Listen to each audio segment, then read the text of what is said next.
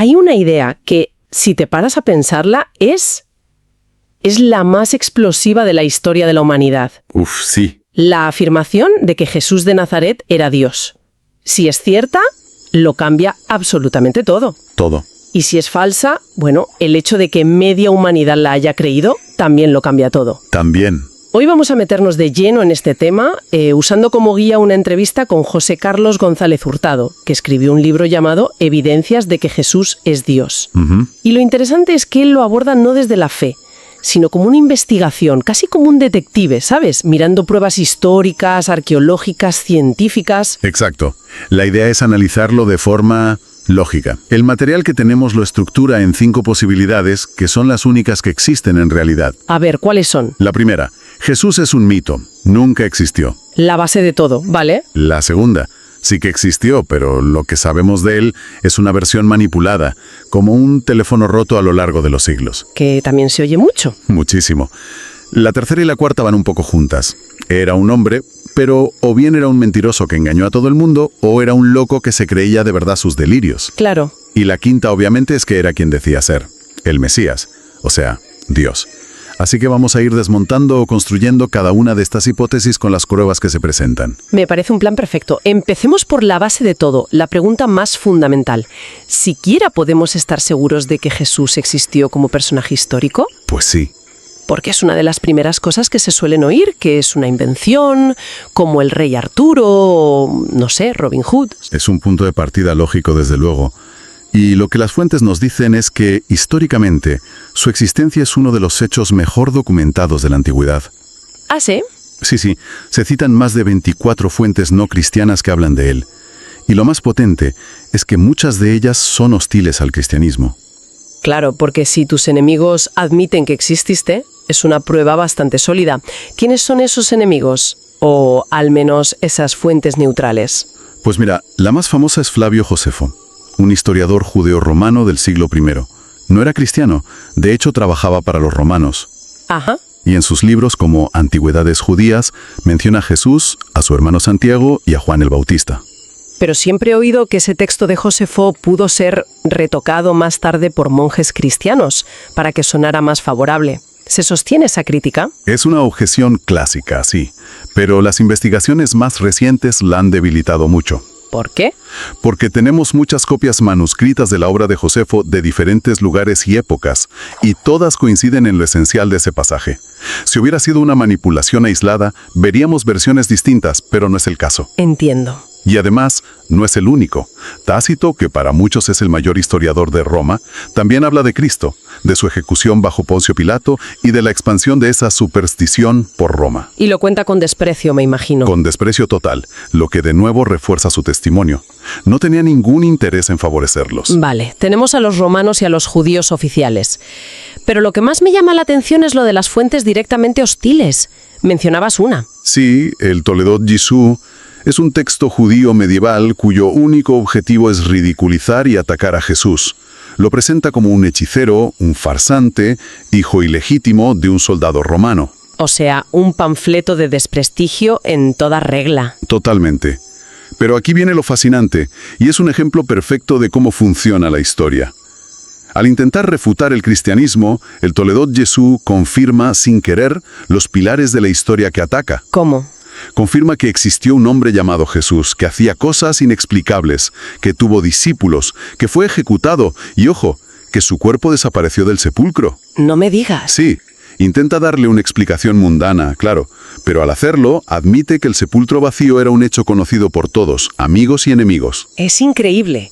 Es como si para negar un crimen primero tienes que admitir que hubo un cadáver. Exactamente. Al final, intentando borrarlo de la historia, lo que hicieron fue dejar más pruebas de su paso por ella. Por eso hoy, entre los historiadores serios académicos, sean creyentes o ateos, no hay debate sobre si Jesús existió. La evidencia es mucho más sólida que la que tenemos para muchísimas otras figuras de la antigüedad que nadie se atrevería a cuestionar. ¿Como quién? Como Julio César o Alejandro Magno, de quienes tenemos biografías escritas siglos después de su muerte. Vale, zanjado el primer punto. Jesús fue una persona real, pero eso me lleva de cabeza a la segunda posibilidad, la del teléfono roto. Aunque existiera, ¿cómo podemos fiarnos de lo que se escribió sobre él? Los evangelios se escribieron años después, ¿no? No pudieron adornar, exagerar o directamente inventar lo que dijo e hizo. Esa es, para mí, la cuestión más interesante desde el punto de vista de la crítica textual.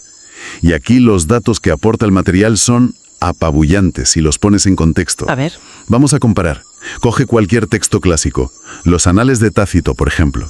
El manuscrito más antiguo que conservamos es del año 850, pero él escribió la obra en el 116.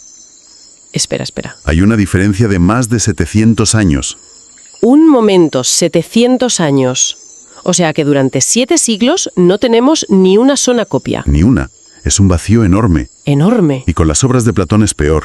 La brecha es de 1300 años entre el original y la primera copia que tenemos. 1300. Y de Platón solo conservamos unos 250 manuscritos en total. Madre mía. Se escribieron 400 años después de su muerte. Y nadie duda de la esencia de lo que cuentan.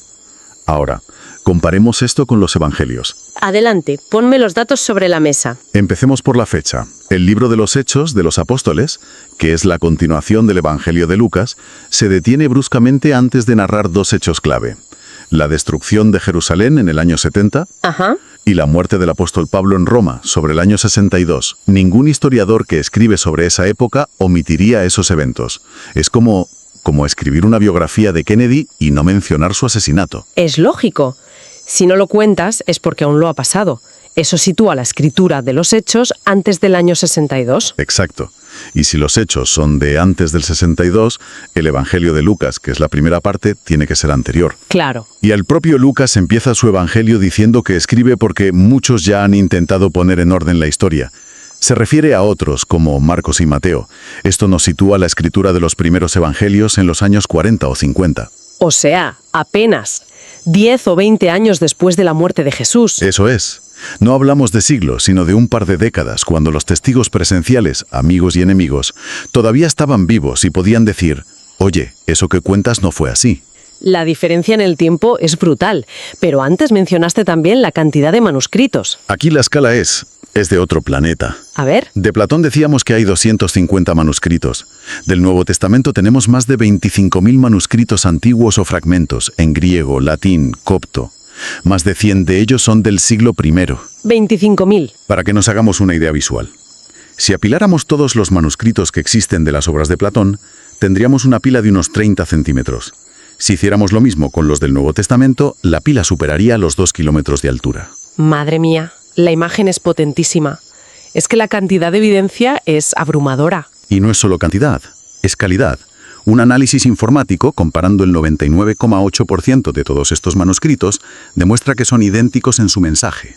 ¿Y las diferencias? Mínimas, del tipo escribir Carlos con C o con K. Ninguna variante afecta a una sola doctrina o hecho relevante.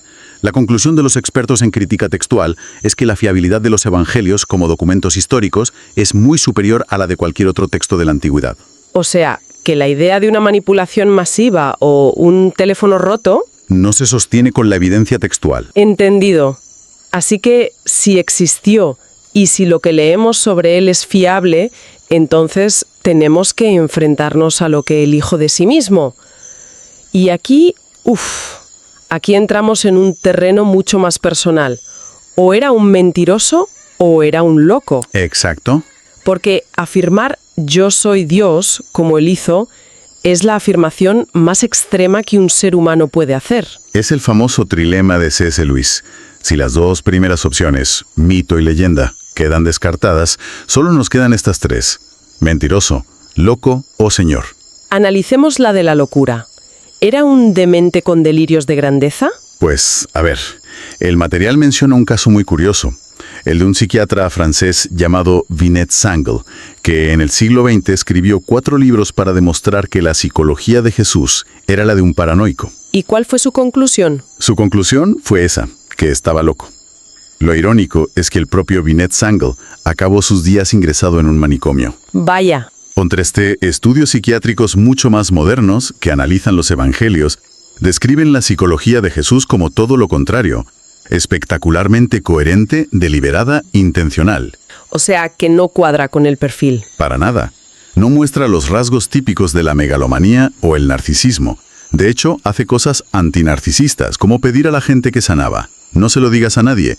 Un megalómano quiere publicidad, no secretismo. Pero a ver, sus actos, los milagros, vistos desde nuestra mentalidad del siglo XXI, suenan a locura. Curar a un ciego con barro y saliva, caminar sobre el agua.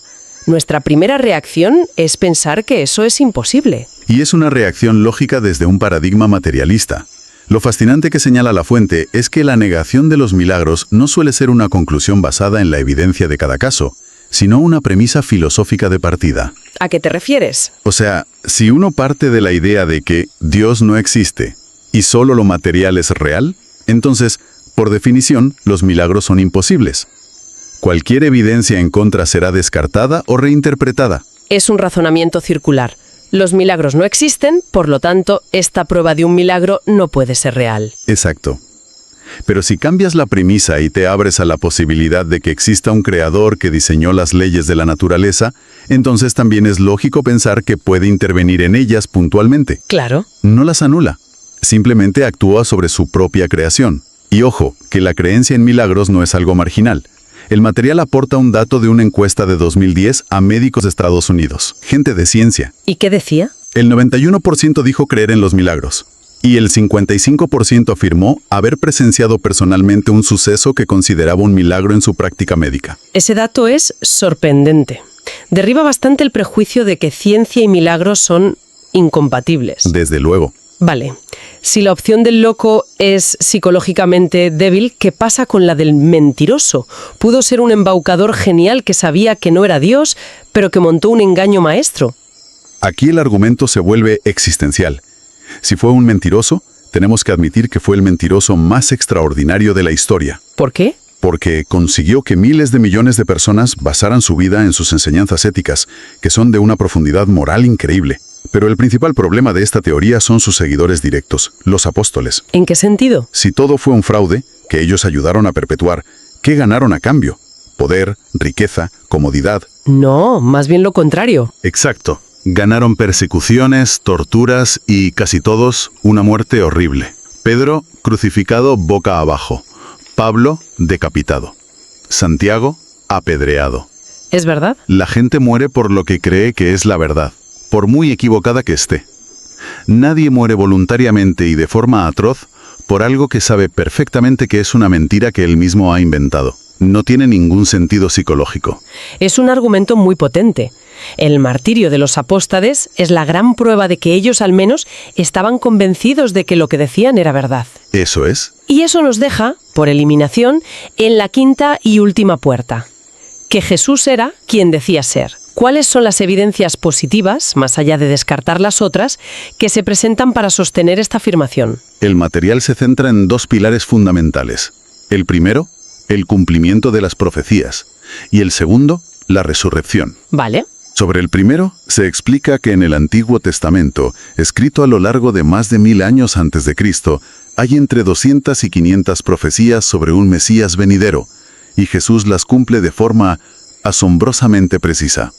Pero algunas de esas profecías uno podría pensar que las forzó para que pareciera que las cumpliera, como entrar en Jerusalén en un burro. Cierto, algunas son interpretables o podrían ser representadas, pero el argumento se centra en las que son imposibles de manipular por voluntad propia. ¿Por ejemplo? Por ejemplo, la profecía de Miqueas del siglo VIII a.C., que dice que el Mesías nacería en Belén. Jesús no decidió dónde nacer. O la de Isaías, que nacería de una virgen. O la del profeta Daniel, que da una cronología matemática que apunta a la fecha exacta en la que el Mesías se manifestaría públicamente. ¿Y cuál es la más impactante de todas, según el análisis? Sin duda, la descripción de su muerte. El Salmo 22 e Isaías 53, escritos entre 700 y 1000 años antes de Cristo, describen la muerte del Mesías con un nivel de detalle que hiela la sangre. ¿Qué dicen?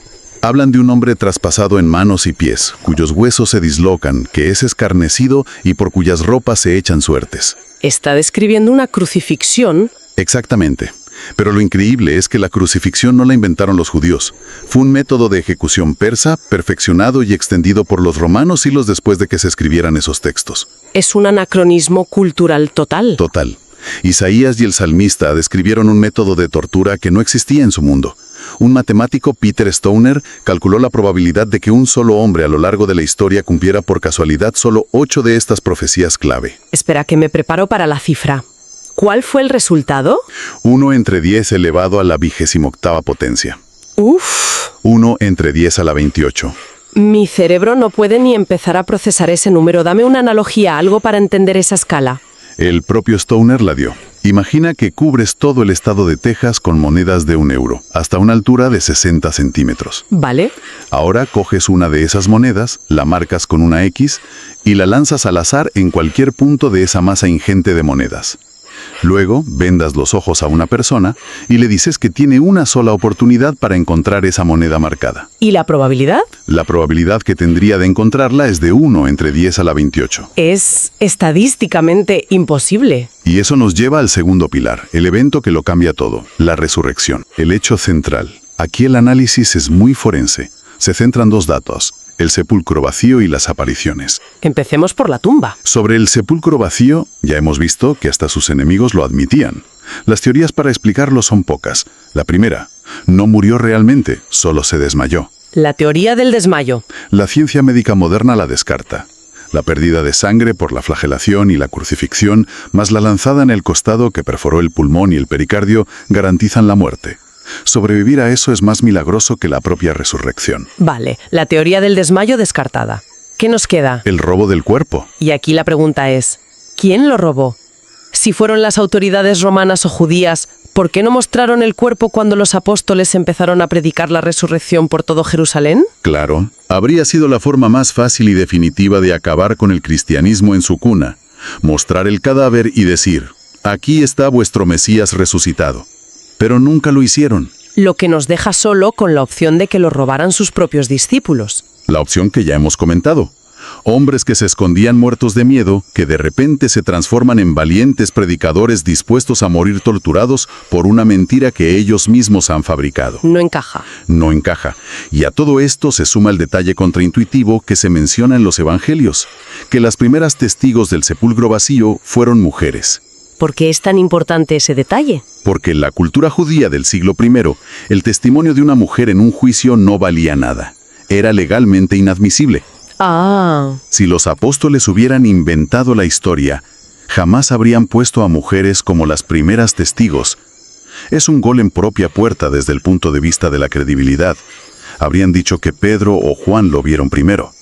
Es un argumento muy bueno. El hecho de que narren algo tan inconveniente para su propia causa sugiere fuertemente que estaban contando lo que pasó de verdad, les gustara o no. Y a la tumba vacía se le suman las apariciones. Sí, que no fue una sola visión a una persona.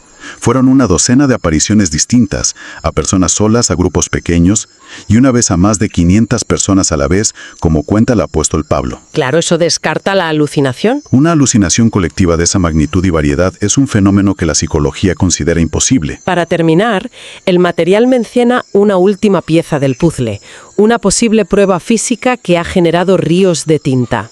La sábana santa de Turín. Sí, se presenta como una evidencia adicional que apunta en la misma dirección. Resume los datos científicos más recientes. La imagen que vemos en esa tela de lino no es pintura ni una quemadura. ¿Y qué es? La ciencia hoy no sabe cómo replicarla. Tiene información tridimensional codificada, algo impensable para un falsificador medieval. Es un negativo fotográfico perfecto siglos antes de que se inventara la fotografía. Pero, ¿qué hay de la famosa prueba del carbono 14 de los 80 que la fechó en la Edad Media? Eso pareció cerrar el caso para mucha gente. Pues el caso se ha reabierto. El material explica que en 2019 se demostró que los datos de aquel estudio de 1988 estaban falseados, que no se siguieron los protocolos. ¿En serio? Y que la muestra se tomó de un remiendo medieval, no de la tela original. Estudios posteriores con métodos más avanzados la datan en un rango entre el 200 a.C. y el 200 después de Cristo. O sea, que es perfectamente compatible con la época de Jesús. Perfectamente. De hecho, una nueva teoría de 2024 propone que solo una explosión de radiación masiva y brevísima, como la que podría producir la desmaterialización instantánea de un cuerpo, podría explicar las características únicas de esa imagen. Es alucinante cómo la ciencia, en lugar de descartarla, parece abrir puertas aún más misteriosas. Bueno, hemos hecho un recorrido intenso. Sí. Desde la evidencia sólida de su existencia histórica, la fiabilidad casi milagrosa de los textos, hasta los argumentos contra las teorías del loco o el mentiroso y las potentes pruebas de las profecías y la resurrección. Me viene a la mente una frase de Blaise Pascal que se cita en La Fuente. Una que lo resume todo a la perfección. Siempre hay suficiente luz para el que quiere creer y suficiente oscuridad para el que no quiere creer. Esa es la clave de todo el asunto. Las evidencias que se presentan son racionales, lógicas, históricas, pero no son una demostración matemática de laboratorio que te obligue a creer. No anulan la libertad. Te ponen ante una decisión. Te llevan hasta el borde del precipicio de la decisión, pero el salto o el paso atrás es personal. Y eso me lleva a una última reflexión, una pregunta para que quede flotando. Venga, lanza esa pregunta que me dejas con la intriga. Sí, como hemos visto, las pruebas son lo bastante fuertes como para que una persona racional las considere muy seriamente, pero no tan aplastantes como para forzar la fe y eliminar la duda. Entonces, la decisión final que cada uno toma, la de aceptar o rechazar estas afirmaciones, ¿qué revela en última instancia? ¿Revela algo sobre la calidad de las pruebas o revela mucho más sobre la disposición interior, los deseos y los miedos de la persona que las está mirando?